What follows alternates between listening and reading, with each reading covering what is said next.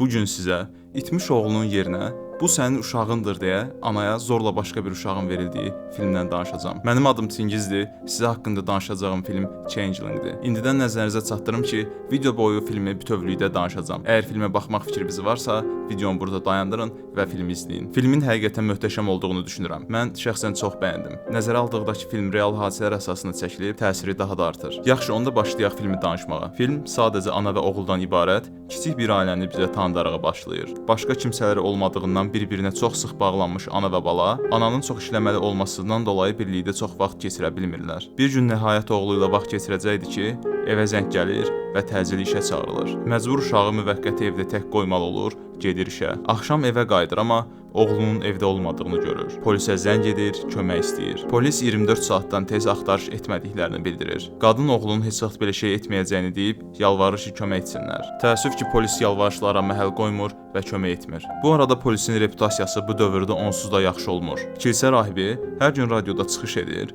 Polisin necə ədalətsiz, haqsız yerə insanları incitdiyindən, boğazlarına qədər korrupsiyanın içində olduqlarından şikayətlənir və itmiş oğlanı da öz çıxışlarında qeyd edir. Bu hadisədən 5 ay keçir. Ana tam ümidsizliyə qapılmışkən, polis rəisi gəlir, oğlunun tapılmış olduğunu bildirir. Sevincdən göz yaşlarına boğulan ana səhər ilk iş oğlunu qarşılamağa vağzala gedir. Ora çatdıqda fərqinə varır ki, bu məsələ artıq çox böyüyüb. Bütün jurnalistlər, polislər və sair hamı burdadır. Hətta şəhərin baş polis rəisi də burdadır. Baş polis rəisi qadını saxlayır və bir növ tapşırır ki, jurnalistlərə polisi çoxlu tərifləsin ki, çox dəstək oldular, maraqlandılar və s. Halbuki bunlar tamamilə yalan idi. Amma qadının həmin an ağlında olan tək şey tez gedib oğlunu görmək idi. Qaçaraq oğlunun gələcəyi vaqona tərəf yaxınlaşır. Tam oğlunu görür ki, donub qalır. Bu onun oğlu değildi. Bu tamam başqa bir uşaq idi. Qadın şok olmuş şəkildə bu mənim oğlum deyil deyir. Polis dirənir ki, necə yəni sənin oğlun deyil? Bu sənin oğlundur. Sadəcə aradan çox vaxt keçib, biraz dəyişib tanımadın. Qadın,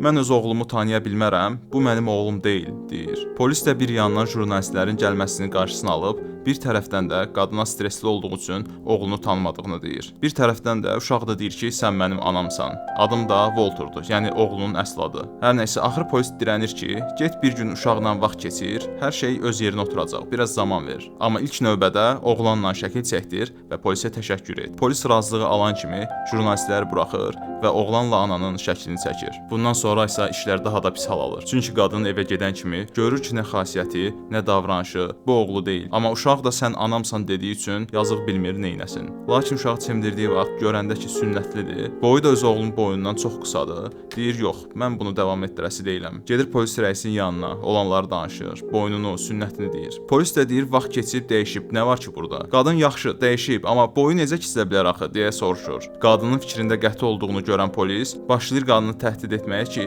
uşağa baxmaq istəmirsən, pul xərcləmək istəmirsən. Bəlkə hətta özün azdırmışdın ki, canı qutarsın. Ona görə də gəlib belə yanından danışırsan ki, uşağı götürək, canın qutarsın. Bundan sonra qadın qorxuya düşür, hətta üzr istəyir və evə qayıdır. Səhər olur və qapını bir həkim döyür. Həkim onu polis rəisinin göndərmiş olduğunu, uşağı yoxlayacağını bildirir. Qadın birincisi sevinir ki, polis mənə inanıb həkim göndərdi. Ta ki həkim girən kimi, uşaq birəbir sənə bənzəyir, heç yoxlamağa ehtiyac yoxdur deməsinə qədər. Boyuna da deyir ki, nadir də olsa bəzi insanların boyu qısala bilir. Qısaca deyir ki, ağıl yığ başına, otur uşağa bax. Səhər qadına zəng gəlir ki, kilsənin rahibi təcili sənin yanına dəvət edir. Qadın gəldikdə günlük qəzetin son nəşrini göstərir ki, polislər qabaqdan gəlmişlik etmək üçün xəbər buraxıb ki, bəs həkim yoxlanış edib, uşaq aylarla çətin günlərdən keçdiyi üçün biraz dəyişib. Yazıq uşaq anasını izah etməyə çalışır, amma qəddar anası uşağı dinləmək istəmir. Nəsə rahib qadına deyir ki, mən həyatımı bu ədalətsiz polislərə qarşı adamışam. Kilsə cəmaatı olaraq arxandayıq. Narahat olma. Qadın da səhər ilk iş gedir uşağın diş həkiminin yanına,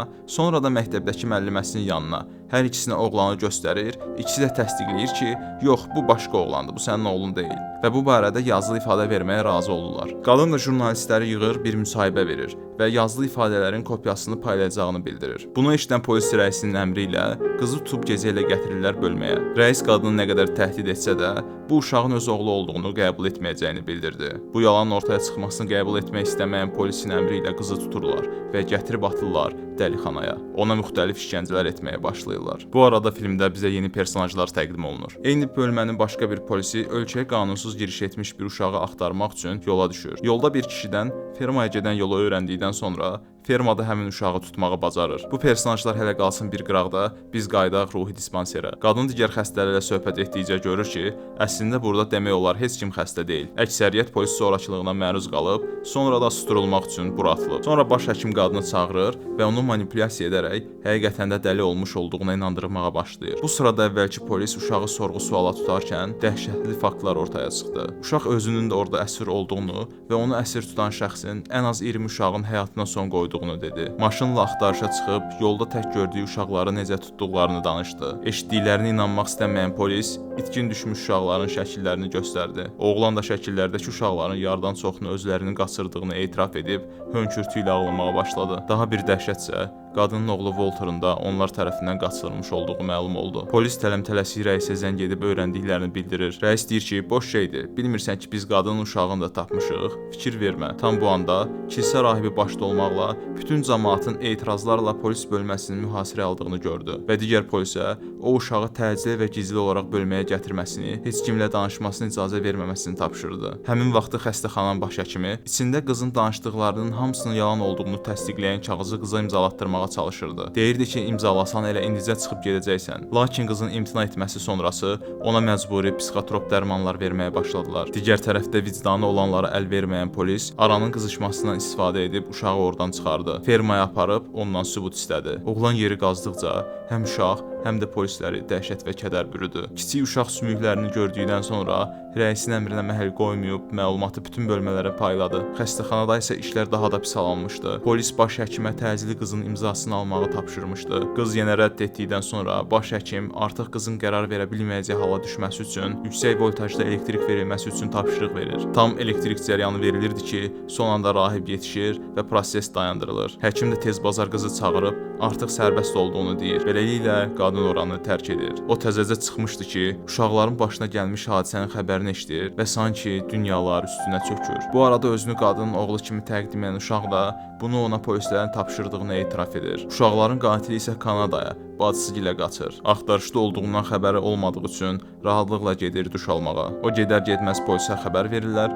Polis də qısa vaxt ərzində gəlib onu ələ keçirir. Artıq nəinki şəhər, ölkə səviyyəsində böyük bir məhkəmə olacaq. Ən tanınmış hüquqşünaslardan biri gəlib bu müddət boyu təmənnasız qadına yardım edəcəyini, hər cür dəstək olacağını bildirir. Nəhayət məhkəmə günü gəlir, çatır. Bütün şəhər məhkəmə ətrafında toplanır. Uzun və çox maraqlı keçən məhkəmənin ardından polis rəisinə və şəhər polis rəisinə işdən bir dəfəlik uzaqlaşdırma cəzası, qatilə 2 illik həbs sonrası edam cəzası verilir. Bunun ardından qadına yaxınlaşıb, Walter'a əsla zərər vermərəm, o bir mələkdir deyir. Bununla da ananın ürəyində heç vaxt sönməyəcək bir şübhə alovu qalır. Nəsə bütün bu söhbətlərin üstündən 2 il keçir. Qadın öz həyatına qayıtmış olsa da, gündəlik bölməyə zəng edib, oğlu haqqında məlumat olub-olmadığını soruşur. Amma birdən xəbər gəlir ki, qatilin edamdan öncə sənə demək istədiyi bir şey var. Qadın bunu eşidəndə bilmir nə hiss keçirsin. Ya ora gedərsə və eşidəcəyi xəbər onun əlində olan tək şeyi, ümidini əlindən alarsa, yoxsa bəlkə oğlu sağdır, ona yerini mi deyəcək? Hər halda qadın gedir və qatillə görüşür. Qadını görəndə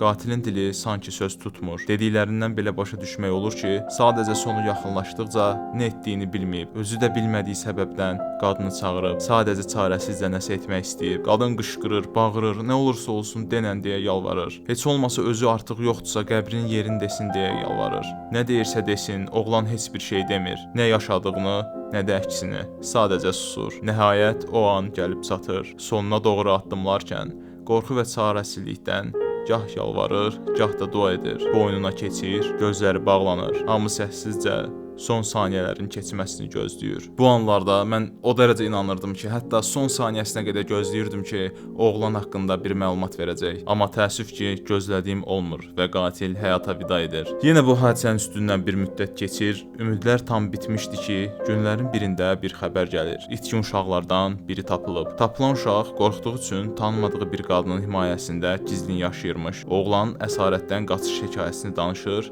Məlum olur ki, əgər qadının oğlu Walter ona kömək etməsəymiş, hazırda həyatda olmayacaqmış. Uşaqlar yol tapıb qaçarkən onun ayağı ilişib və sadəcə Walter qayıdıb ona kömək edib. Oğlu ilə qürurlanan ananın ümidləri bundan sonra heç vaxt bitməyib. Lakin filmin sonunda təəssüf ki, ananın oğlunu heç vaxt tapa bilmədiyi qeyd olunub. Bu hadisədən sonra polis rəislərindən əlavə olaraq şəhərin icra başçısı da dəyişilir. Ümumiyyətlə bu hadisə həmin şəhərin insan haqqları üçün çox böyük bir addım sayılır. Belə dostlar, videomuz burada sonlanır. Mən sevərək hazırladım. Ümid edirəm ki, siz də sevərək izləmisiniz. Bəyənib rəy bildirsəz çox sevinərəm. Növbəti videolarda görüşmək ümidi ilə hələlik.